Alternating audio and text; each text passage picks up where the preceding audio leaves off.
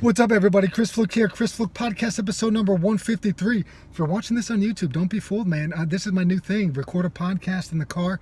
I'm waiting to pick up my daughter from preschool. So yeah, we're just going to let this thing rip here. This episode now, we're going to be talking about stimulus, response, homeostasis, all of these things. But really what we're going to break it down to is if you want to improve yourself, you have to do something different. Now, I just got out of the sauna, right? And I was thinking maybe I could cut one of those, those obligatory motivational speaker guy videos that are like, you know what? I was in there. You got to get comfortable being uncomfortable and spitting all that nonsense. But really what it comes down to is this, man. Mike Mentzer broke it down. Anything you can do to make your training harder is a step in the right direction. It can be doing one extra rep, adding a little bit of weight, going a little bit further on the run, cranking the temperature up in the sauna, staying in the sauna a little bit longer, accomplishing a task or a goal in less amount of workouts than you did previously. Any of that stuff, right? Because the body, if you're not getting these results, if you're not making changes, it's because your intensity at which you are training is not high enough. So what do you have to do? You have to do something novel. You have to do something different. You have to push yourself past, certain thresholds here, because the body's not going to respond to the same stimulus. It only responds to new stimulus and new challenges.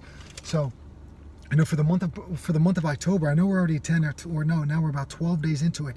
I'm going to open up a little bit of challenge, from now until the end of the new year, that I want you guys to pick something. I want you girls to pick something, and I want you to put that goal at the end, right? That you start with the end, all right, and you write down what you want to do. So let's say I want to lift X amount of weight by December 15th, all right?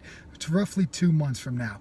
So how do you do that? You start counting backwards. You know that if you put on 5 pounds on this lift every 2 weeks, you're going to get to your number. You pick a goal and you put all of your focus into accomplishing that goal. If it's sleep more, you need to look at your sleep hygiene. Are you spending too much time on technology? Are you eating late at night? Are you exercising late at night? You got to look at all these factors. You have to experiment. You have to figure out what's going to work for you, right? But this is what I want you to do. I want you to set a goal, and I want you to work tirelessly at breaking that goal. For me, I want to try to accomplish a task in 10 workouts or less, okay? Now, if I do it in 10, the next time I do it, I'm going to try 9, because do you remember why? We need to change the stimulus in order to get the response. So remember that now. If you want to accomplish something, get outside of what you're usually doing, your comfort zone, what makes you feel good and happy on the inside, right?